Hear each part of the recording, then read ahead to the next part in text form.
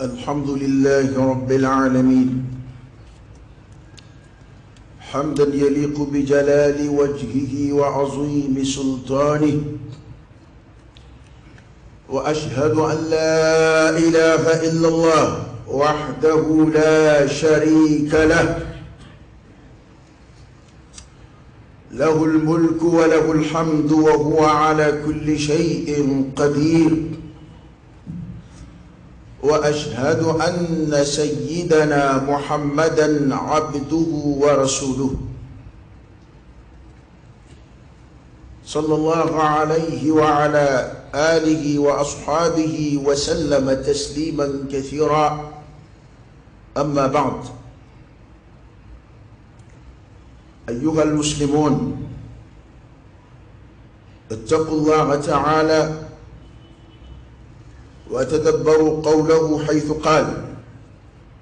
وعلى الله فتوكلوا إن كنتم مؤمنين. ويقول عز وجل: ومن يتوكل على الله فهو حسبه. وقال عن أوليائه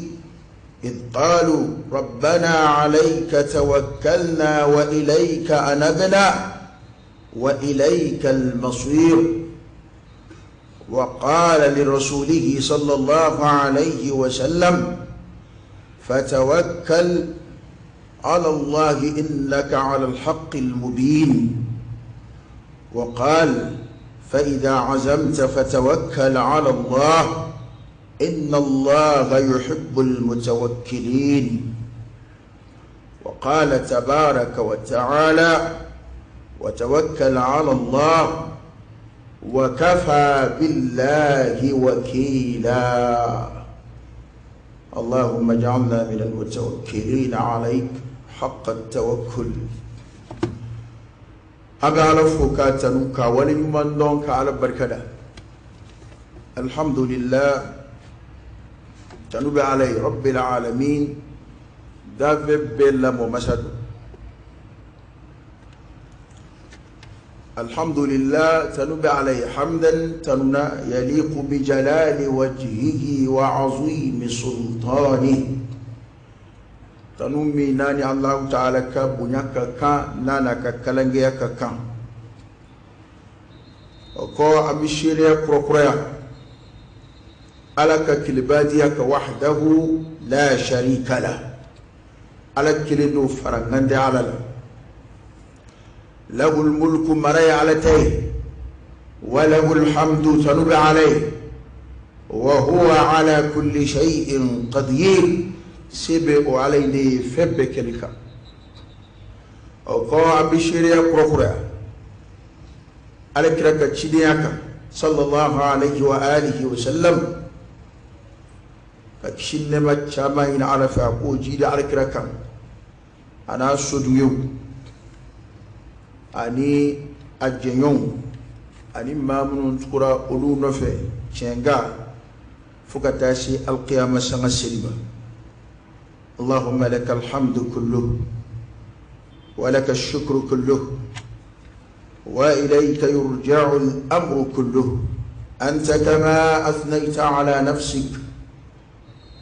جل وجهك وعز جاهك تفعل ما تشاء بقدرتك وتحكم ما تريد بعزتك. يا نعم المولى ونعم النصير. الحمد لله بجميع محامد الله ما علمنا منها وما لم نعلم، على جميع نعم الله ما علمنا منها وما لم نعلم. أسلامو أنجلي كوكا نيون ويلي كان على يسرائيما ومي عدمني أتوب بسكي ومينغا. تقوى الله، اتق الله في نفسك وفي أهلك وفي مالك وفي معاملاتك. هذا ما ديك سرالني أي ركونا أكدمبا أكبارا ويولا أكنفلني سرولا كذاك بارت توب من السبب على نسر يدي ودعتو كقون كتبا كونو كما بني كتبا كتبا أبدمنا كفي فلو كسالي إنما يتقبل الله من المتقين يكاد الله تعالى ببار المؤمنين كابو مغوليو ما من بسرعة عليه وعلى إسرائيل أبل من يكن يد كفو كذاك على ركفة ما يفينا يانغا ما شت الدولة كدغنيا وكا كيت إسرائيل أي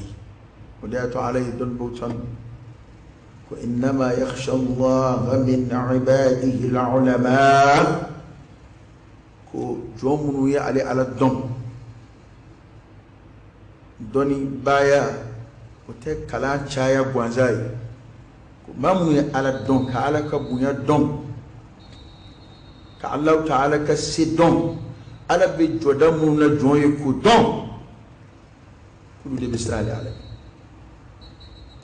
o ala yasra jonde fanade ko ala bi barajma mine ulude bulu inma yataqabbalu Allah hikadu Allah ta'ala min minike كم من البارن ما نديكول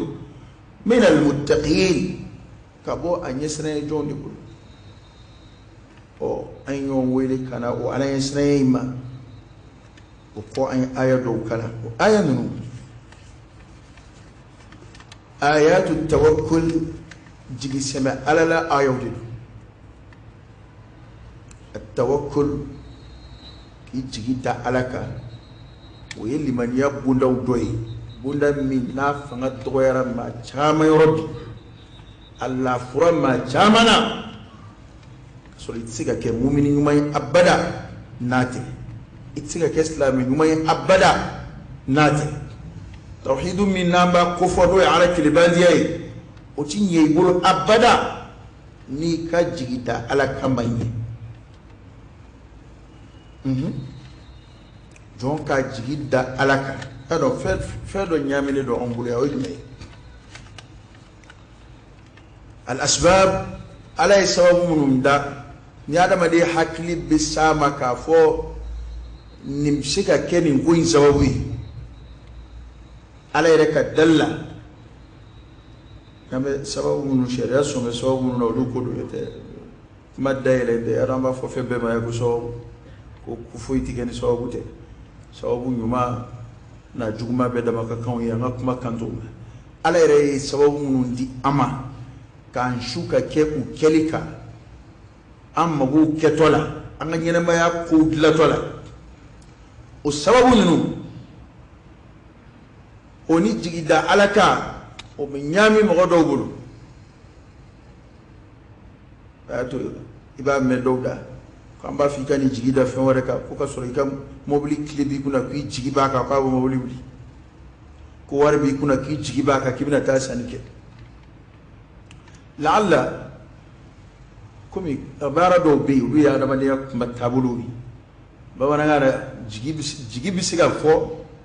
ga sharia kambe jigida ala kamima o tsika ke fo ila fo ala wa fo yere tsiko o jigi fa fo ala ما بشجع على دوبجي فوق بمنا عاتي مسرف عكا ساي بوران جيجي كور ولا ما نجيجي بيكان يبوينا وكما تمسروي لعل حلا كما تشمين أبسيجا فام ده كورا من بالا na koro turala de kore jigiya a hakili baka kwa bisiga ke kunye ni sababu dete jigi daro te fly we ale semero wala te mu'mini jigila ala kadaka jigi da ala kafle bula de do bin abwab tawhid bula do de famunu nu manga yele makabo ala la kata davena o dore jigi daye alaka na fama ko tawakkul ni qur'an befle te aya kelin soro mi tawakkul kalima e bala bo dabe kata fewrema mi tale ala re ay ko roy semi rowere tajgila ala ko datu don ba do ko ni mbare min flani no tawakkul kubara do aslama ya kuna joro kabbu uka damatime kunga machaman tununa tawakkulu bundalabi tawakkulu yere mi utodo do ye dese bla anona machaman dese de bla jigita ala kanona oda to kuma do la ni ko yere nana ni ko beke ni desera kuma mina bi sura ka fa ni ko kona ba to ala masau ay ka ba ko yere damne di bisma ala la مع الأخذ بالأسباب وني السبب من التنيون شنو مثلا أقولي بتيجا بتيلا جي دعلا كم بيني في وين جي بألا كفو ألا دبنغرسي نجا جاكوي السبب دي الأخذ بالأسباب كالسبب منه وتي وبلا جي دعلا كلو nga sababu yere de tibla jigi nona ko ala kire sahaba ke kala min yi tawakkulu famu anye jugo sallallahu alaihi wasallam achama yi ukuma meka ko nan nana doron ka kanya mes bla misri dalati doron ama frike kala ko abidu misri ko afora e pa ka frike kala kwa yi kwale bi jigi da alaka o ta freke kala o kofe ka soro ki jigi da alaka i jigi be ala de ka akolosilla nga ala yɛrɛ ka dalla ala ye freke ge akolosili sababu do ma chama masiga defa adama de jigi dali alaka o duskun ka baradi min a'mal alqalb duskun ka baradi ka iduskun yeshi alama ka danganya ka iduskuna ko ala de yi ka kuin yana bobai ka be mo do yana ko ni chesri asababu anyana boli sababu baral la dron ko qore ki jigita alaka kella min siga o chen o baran che bolo iduskunde nasro era jigibe sababu indika jigita alaka e ko ni hakili be anyene bo sababu inda madika nyine ne do alako ala be jonka jonya jo aka o kudama mina dan foi tola ayru do kanyina alako ki jigi bedda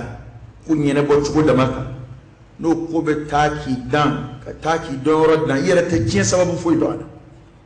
wada to arkira fa sallallahu alaihi wa alihi wasallam wa la hawla wa la quwwata illa billah kanzun min kunuzil janna ko ka jonka fo la hawla wala quwwata illa billah se fuite joni dabali fuite joni funa akirani alaka se ni alai deme ka bo aka sela ni alai deme ka kudo yelema ka bo chugodo la ka ke chugore ko note ere jonfuru la siti i jonfuru la fele ti bulu ka kudo yelema ko ni kuma kan alakira ko ti kuma kan akuma foli gwanza ko te kuma kambe akoro de ba ni ma mi gali man yassira ni hakela ni sabatira duskuna duskun bil lafiya inshirahu sadr bina kada ka ayra ba fatu ko ma man fari fi jiki de kafari mo semeyoro de bi mo go bonyo o bana mu'mini semeyoro mo ya to mu'mini de fanga ka bun ka tibe beka kada ka semeyoro mina o yoro de fanga ka bun ka teme fanga beka ali seme yoro we aladi ema hakimu yo fo ko ni ba fe fanga ka bun ya betay ko fa tawakkal ala allah ayre ko seme yoro ma ko be sanfa jiriti gaja ba ayre kan da dunya ko ni sama be mami ko ngomi ti goshi o aladi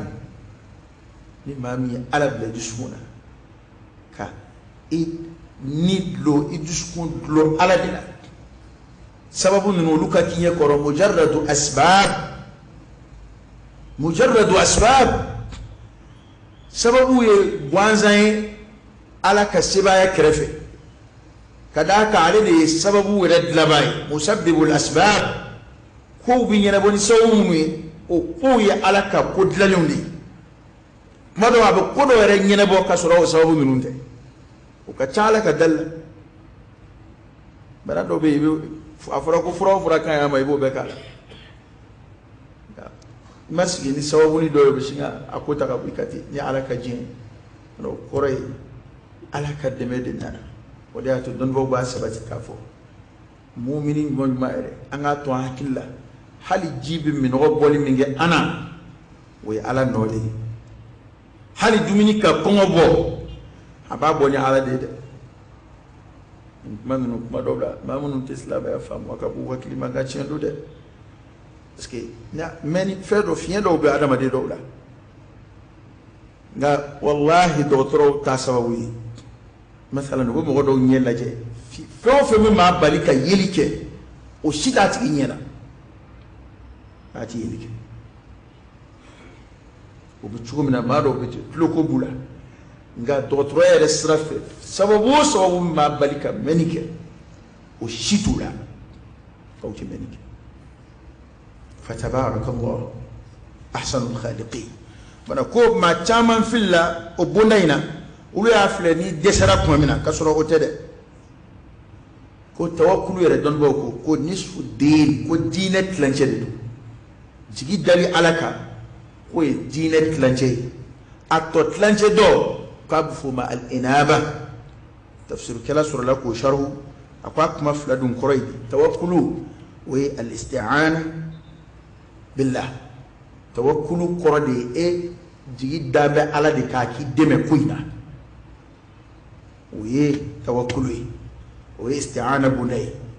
awa al inaba ko oye sigi ala may no ye kabaro ke baramu bisu ya ala la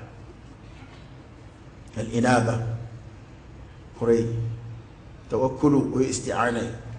inaba oye ibada ko ufla di farla nyonga suratul fatiha la ma faliya fatiha nyonte qur'an ko no tugumina gafe temenemu nun dirana mo ma a nyonte olu fana ko suratul fatiha a jigin to ala kira kan sallallahu alaihi wasallam bele ken no di fay haka mi soja ni noro flay a sona mina nabi muhammad son alaka kwai sulaka suratul fatiha nali kibaru fay ni bakara aya laba aya fla labai kwani wana de kitabu jigine shikon ajigina alkira de kan sallallahu alaihi wasallam of suratul fatiha min amba takasi ni kuma fla ba kono iyyaka na'budu wa iyyaka nasta'in kabaye yananga bato atqaidi ay bato laydu tadron ay alaka de medin korayni ala mandeme an siga ala batuli na mande man siga ke an jigibe alaka abatulla asura ale ya nya marnoy basuro alhamdulillah batu kene be a wasailu bebe no be ko fe ango alama iyyaka etigi de na'budu wa de batu wa iyyaka ala tigi de nasta'inu ambide menyini edife kukmana tlanche dine tlanche dimaniya tlanche oye tawakkulu ato tlanche do oye inabai tawakkulu obibla fi bab al-isti'ana do de menyini ala fe ka de menyini ala fe ko inkella ki jigida ala ka de men ka ko inkella wal inaba oye kasi ala maki jesri ala batulife limaniya ni fla farle nyonga o de limaniya kuma koroma de etna yin galike ka fa ma fuko limaniya joso yi woro ya o ni nte kuma façon kele ni bakuru ba foli do don ba ko jete mined o koray mse man chama de bi nyon soro ni bakuru ba flay mono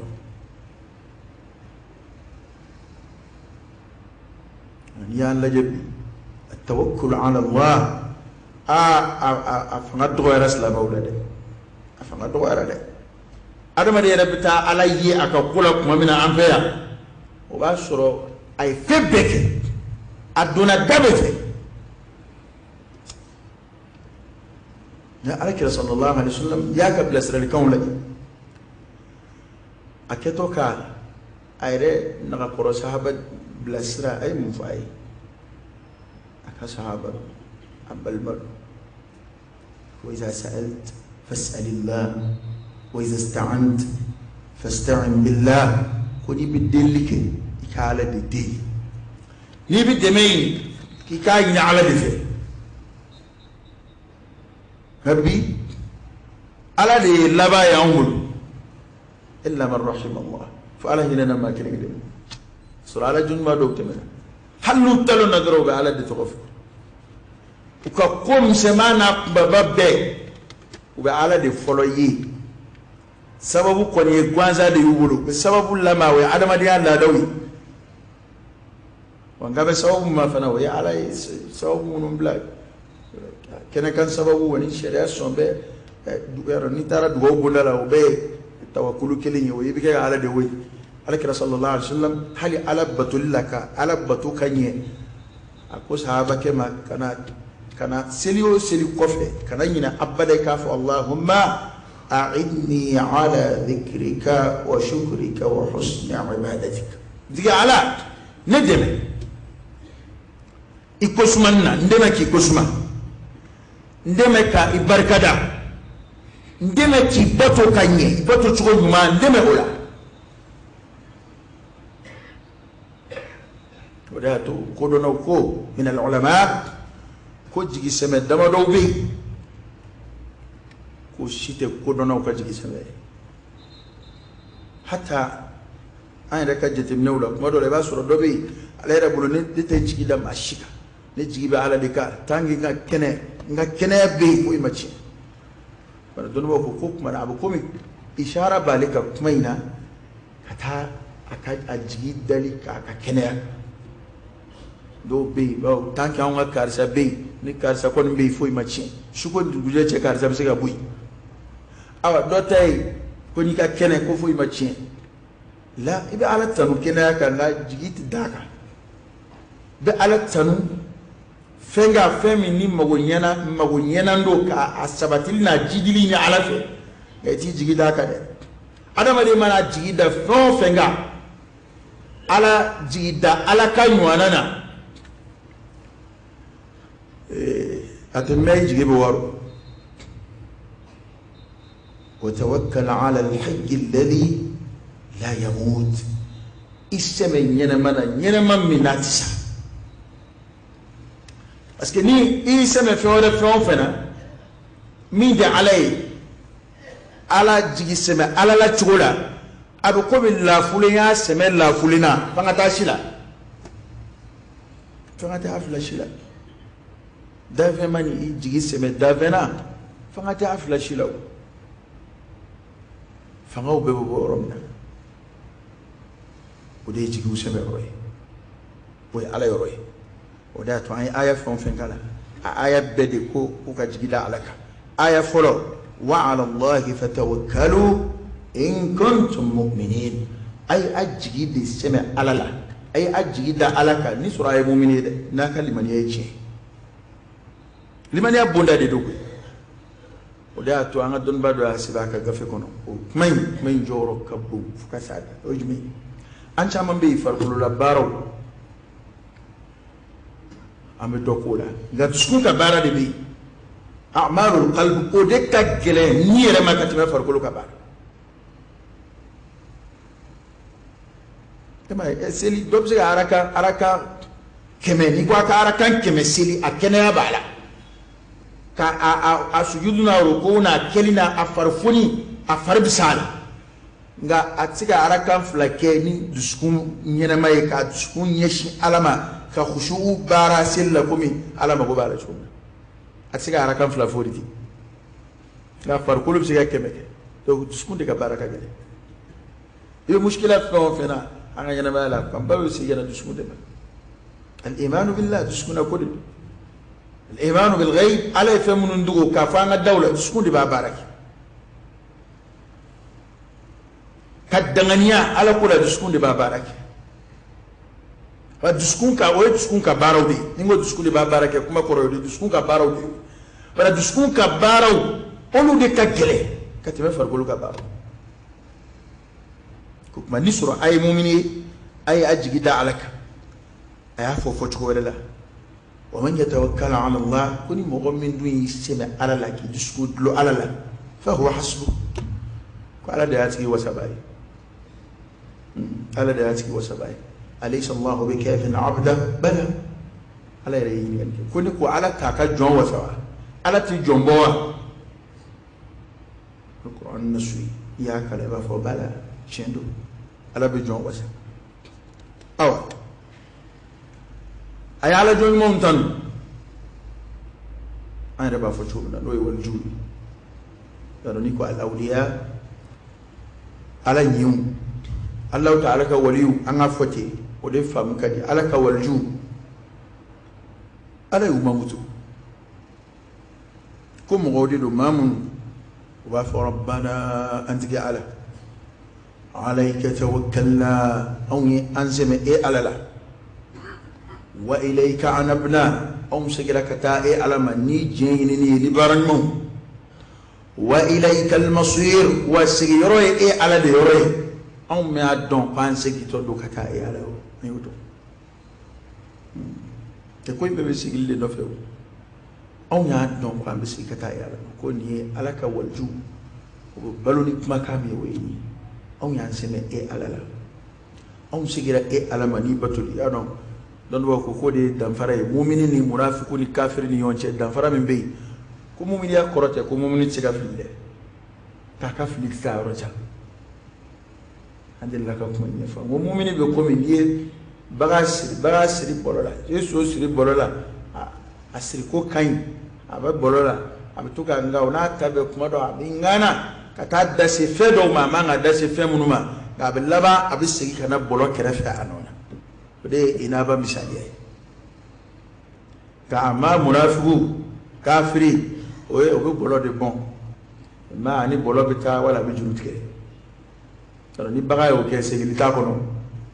foni wuli kara ko nyini sadi fana mu'mini de ye ma be abisege alama abayere jalaki ni fiye ya so abayere jalaki nafilla ga mu'mini ya korote ko usma biide mu'mini al-usmatu lil anbiya'i war rusul tangani karite ala sosofiyeu ala yere de be cidew ndeme ani nabi yumaw kaduni ala soso che te ala soso fuike amma moto limaniya fanga buya na chugochu ibisega fili ni filla ibisegi liminge adaka batote kudaye bato ibituga sega amadi le atodara ko al inaba bato yodi ebe hanzala tadillaka boka kule akulila akuna faqa hanzala ko hanzala kwa nafiya fakira islam nafiki ko hanzala takira islam nafiki abaka go fasive ana abubakar bena radiyallahu anhu abubakar ko akoni kuma baya ko mugera muisoro mugera ko abubakar ma kunna ambe alikira qorob mamununa sallallahu alaihi wasallam ko kuma dawla dai jahannama fo dai aljina fo dai allah ta'ala ka bunyo fo am ke chugo mina andu sukum bi nyena ma kasi hakamina am bla hala min kono ngana nana nga so kono kuma dawla nan debaya nanasi amana ni soja ni am so na njewni ande ke chugo koronye ko mi alakira ba mo du kuma ako de kembene nye korona fiye abu garuka abu masya zamita yi ko yekele man na fiye ko ni nde kondo ko ni bambe no ko ni mbana bambe ana abokar farla nyonga onnana ala kirayn sallallahu alaihi wasallam nana kuma nye far kirayn ko ala kira kuma sallallahu alaihi wasallam ako abikene yoro ya chuko mina wajuli kumana ni sura abitodi ko meleke kumbu bolo do abolo sira fela ulay ko kore akku adamadiya abu bo adamadiya daraja la akku ke ko meleke ko nga koy sa'atan fa sa'a ko skumbi nyena ma ka se o hake ula ko e mauni wada to adamade kala kusma chaya o de bi deme alaka deme ko fe kalimaniya sabati adamade yina kati mado hiye kashila ala kula ani hiye inni sokadi yere hakilite foyla ucema janyona de o be ala ka hinade adama de red la chula adaka ko gele mun yere be adama de nye ani ko mun kebe ka adama de red la melike ni nyine te adama de la chula ala ka sibaya kono foy sikake asra manzi ka kashiti dama kuma do la mbingine o nyine ko fa ambisigi kana batu makasigi kana sebe makasigi kana alama fodi ko al inaba wi ka jesira ala batu fe na nyine ma ibe batu la kuma mina nyine mal iba su nyine mal la hala beteti ala ila hala do daga yere to ikadde ba ka hakewni ka adama dinya kodowla munu be kodow teme adama de ka do kuma do ke on wajuli kuma takidi dul jawzi ko aka kitabu fa kono ko wajuli be ko mi busani busata busabe ga ke adama de bugo kuma mina anna bugol dabla la way kene ha ye busata dem seni kama e fo e mun fo na ba fo ko ay oti mun be na timi lay dutay oti ngani dimitara ka baka ko bana baliku fana nabe wajuli kallame ala ka nyamata kuma kan lame ala ka kan da kan lame ko o cuko kile de kuma dawla o kuma ina ibike chomina ani no ko te sila kuma mina ibike chomina o te kile ngani kuma nun korote ko ga to ga wajuli bla misiri kono ka ta ko ne ra fata kuma koroto ide kuma korode ko mu'miniya te ma ke meleke atike nabi mai atike chide o kuma anga sigi alama chaya kayya fayini chaya alafe kuma ala kirere ya ankala wala chomina sallallahu alaihi wa alihi wasallam kuma de fokun yoyi abu famu do dima kuna siri min bikila kuma dawla walma la ala do bi soro irati min fam anwana sahaba soro ala kirere kuna foni min di aka o de nyefwa kuma dawla do tini kuma façon fam du kon bay wala ay adama di siya ke meleke o ale bisina ta ko do daga ayreeti wali ko era mi atemi era la kata dola koni kuma fora nana kuma fo kun to ede anga njando ayre na ale ya wele ka jigi seme woro fo abay ka seme ale ala ayre aqulu qawli hadha wastaghfirullah alazim aljalil li wa lakum fastaghfiruhu innahu huwal ghafurur rahim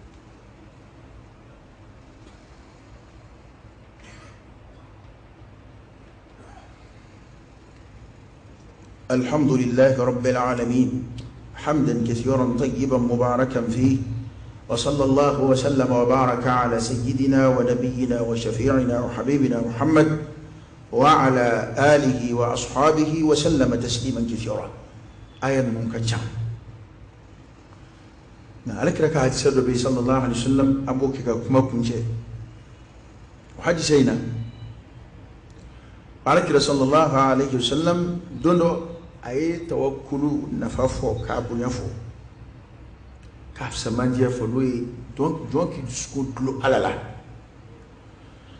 wa ko ma wa biolo fla ale manton ulu bena do aljina kon ka soro fese li fuy mamuda ni ngoni ko bayde ado القيامة جودو ibiti yere ya aljina kono kuma mina timesra chama be ko chama be ayoro chama be ma shiti shikusuma o yorowla be kame yere kilindama hanni dugu koloni kaba koloni wana baraji bi bulu akodam ne na be kinyana kiki shitote ko ngani ma wa bi olofla ale mantumna ubena tomo katu do aljine kono fese li feni mato go ke o shikunde nunga tete botu no foitu no ay da ba fotu na do غير حساب روايه دولا قال كراين انفورمينج صلى الله عليه وسلم شدك بكو اوكاشه بن محسن علي ما تبلا داغم عليها تاغ دووي علي فرق اوليكي جو عليكو على كرام صلى الله عليه وسلم ako ala delia kane faramma wa biulu flayna ko ala kira ko anta minhum ibula o karam ge che wala wala ki jo o ko ala kira ma ala deli ne fana ka faruga kira ko ka shada e danga bande adola ni duwo kile de tumbe min latkira ala fa kira bina duwo ke ma kile yo be faramma wa biulu flayna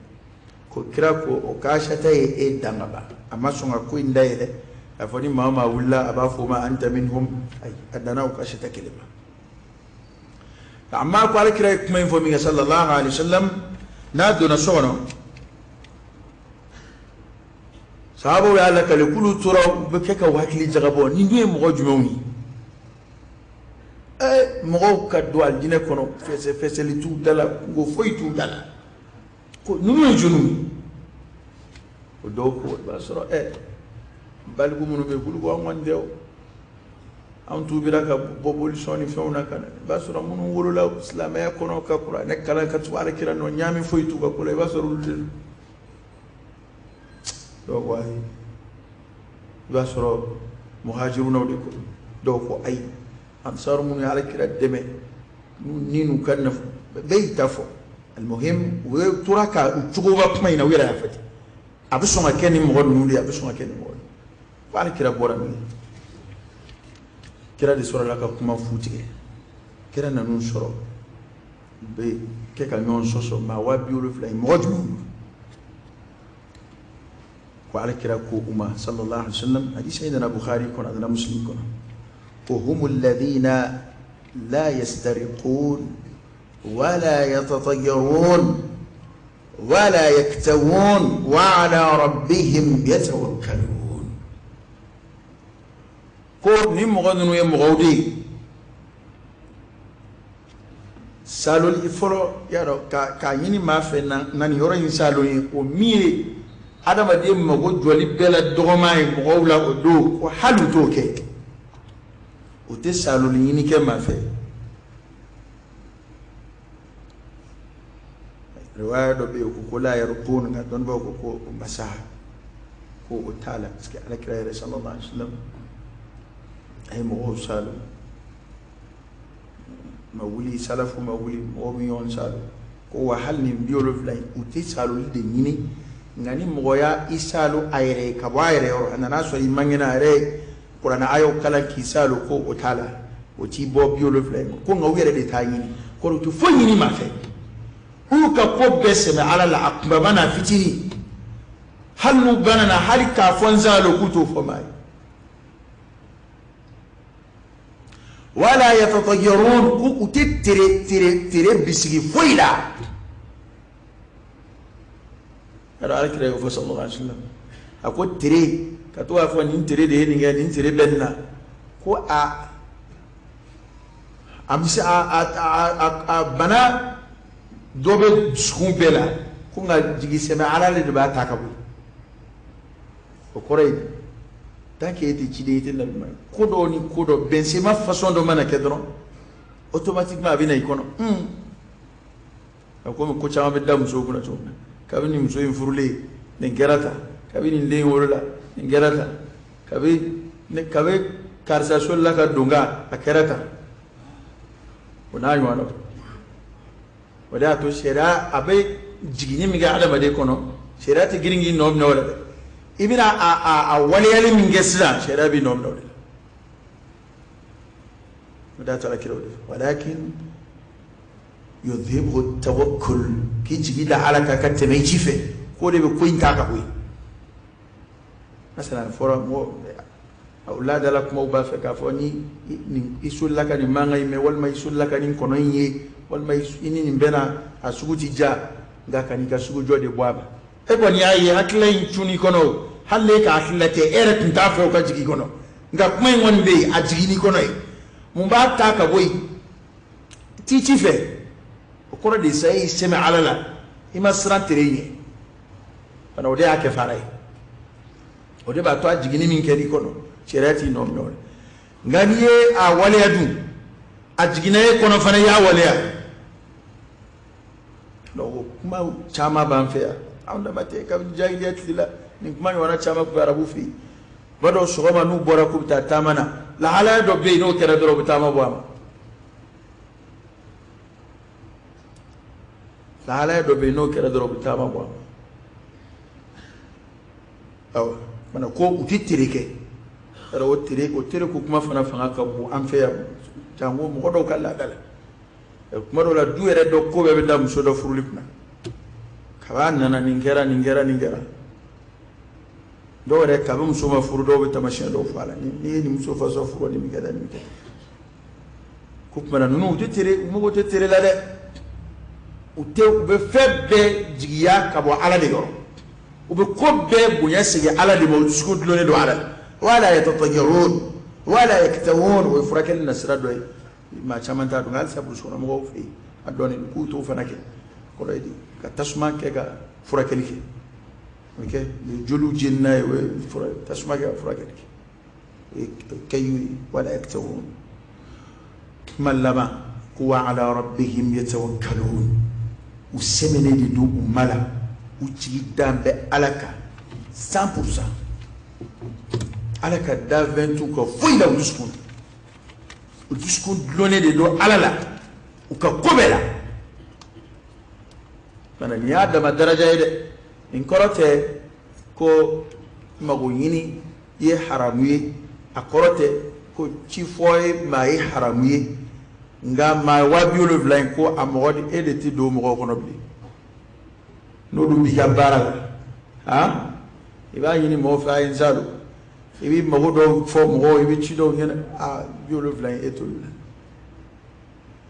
mami aka ko pesena parce que kira e dara fendo daraja fa sallallahu alaihi wasallam hal kira dillaka fa ko mo do kan laydu tali kuti mo deli foila aba aljina laydu tawi laydu a ay laydu lama do tanu ce akuma kan do ko ani ati ma deli foida ko o sahaba dama do mi o laydu ta akray même ya hadisa lakali o ko kale adowi hal nu be nyameka nu ka nyame bo sabina duguma ya no ka bo fo nyameka wal maka nyame shuli kibi jigi ko tayere ya do ka gelena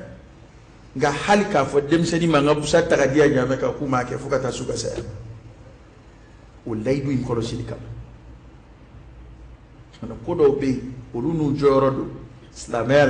لو كورته كو فرو او فرو باكو حراميا ويني مغو من درجه سيراما نيما ميزراكاكي ادو نكون بولو انغا جيدا alaka nyuma nyuma anga nimbiolo vlango yi anga nimtui okay jena bayina abke tuwodi ngalo haramu isa ni baraka ko anfe aw yeto ni biolo vlagono we alaga hinede hinaba nate kuno wandade alaka kimandam jigidani alaka ya rabbi alaka no ya amma an yadda madaraja yiji sema bunda dilade akorata ko ni maketa ite mutawakkilu nawlade ni adda madaraja aya fo kuma sinfe nga mu'mini ko na wajibi ambe ambeka angan sudlo alala anga ko baba na fiti wallahi ba da mali lafiya abi lafiya de yana mai alaka fendalino antu fuy do ala fuy wato umar dilla ko fa ko ni dugu jera ka soro ale umar be la halaka dugu jera ka la halaka min kadi ale rek ma fe dugu ka je ka to chumina wal madugu jera kalito la halaya minte ale fela yena kunta pa kaketi ko flabe da makakali e ko umar ko muna akwale ta do ale ka here ba flamino ale ka here be la halaya flamina kwale to don ko imba ala de yo aba ala de yoro o ko juljul dunya adama de tafa kake fiu go ko de kalimina kima here o ko juljul be nyaada ma de be girano fe kabuli ano nabta laba hal ni mo dona o ka chaw ma nyene may akuk baba am sema aba ala de ko ni duskun dlo ala ki duskun sema ala la aba mana min be to la wa adama bundaw ni sema ala la الرضا عن الله جونك جي علما فنا adama bunday na duskun ka bara do be modola fo anga nyo hakili jigi bola adama de ki jigi da alaka Allah fura ma chamana mode ba to am tawhidu bi cheni bara mu ni ya wi fanga soro bi fo ite moka jigi da alaka di fiera jusqu'où yere ploni alala parce que abi jon ka ala dana de ko fo ma bi do alala ba ma go ni ala fe mu ya to ala deli kera batoyi ma bi jon ka ala dana de ko fo ye e ko e be ala wilala way damba la ko abse ki deme la ala bela damba la ko mana gele chugo asiba ala de ki boala abi limani de ko fo nga kuma ni mo ka limani ya yobara ya soro abi jon ala ko la e ma se do ni be dugo fo do e ko ala ka ko war de kapsa do bu do ba fo tlo kuma kum da fo tlo kuma ya soro ma do te tlo ngede parce que we ale adame kenekanta de la amada do le one ka kuma la yini te ko ni mai bara ika bara ke ka foki ba sara ni duwo ne ka kuma kan to ba de o be ba be ko ka duwo ke mo ka blo ka bara ke sara no ne kan to ba nabi foro hali foro aka chala mo kuma fo de ki ga duwo ku dine bara ke la ba ko duwo di ku na siza war ko de ka chala de war ko de ka chala ko ka jete bate duwo ka وهل آدم دي إيرا نكون قبل نليما فلو دون بو السلف الصالح أنا على جمعة منه هلا أنا مقربا يودي بلا نكون أنا بيت وتسري دعوة في فلو تكون سبب منه نقسم بجري سبب منه في فلو نان تسرع كم من عام سورة سيجارة دعوة أتكلم إذا على ده ويله أكمنا على ده بينا بنسيما دو سبب منه نسلا anga neto hankilla ibe ala de wele ala be bensema do sababula iga kobela imso jigi to ta to bla do trosola ibe ala de wele folo jigi ni ka noyama ko ka sura ka bla ro nyum la nga erekta hakilla be dron munum forle do ya foro ko yanta de kan ya foro ko riskite ya fela de la wona nywana e hakili bo dama de la idu to la ibolo riskite se ke ro mina atarabala do yere bulu esura era weli dem ay duwo kede ko gelere de ak munanda dem ne duwo la ni men kama be makoy hali ali kala baw bilama madola do bena hami gele na fe ere waka ta chesiri duwo fe adra ere karam go to ni hami gele si be ere duwo o be bile do ben nasa na ko gele abaka wal ni maka ni amana ko ko ala kira ko sallallahu alaihi wasallam ichesiri du kila fe sili be ichesiri ala weli fe ichesiri ni dugo ni kaza karawa kere to dugo kunna nu ku be kere ala kira reka gina ma be kuyi ka ala weli ka ire kal faala ka ala weli ka ire kal faala ara bala ka no yama ala ka no yama ala ka no yama la ka jidi liman yala لك جيد على إسرائيل اللهم حبب إلينا الإيمان وزينه في قلوبنا وكره إلينا الكفر والفسوق والعصيان واجعلنا من الراشدين اللهم أعنا على ذكرك وشكرك وحسن عبادتك اللهم أعز الإسلام والمسلمين وأذل الشرك والمشركين ودمر أعداء الدين وانصر عبادك المؤمنين ولا تجعلنا فتنة للقوم الظالمين ولا تجعلنا فتنة للكافرين وصل اللهم وسلم وبارك على سيدنا ونبينا وشفيعنا وحبيبنا محمد وعلى آله وأصحابه وسلم تسليما كثيرا سبحان ربك رب العزة عما يصفون وسلام على المرسلين والحمد لله رب العالمين.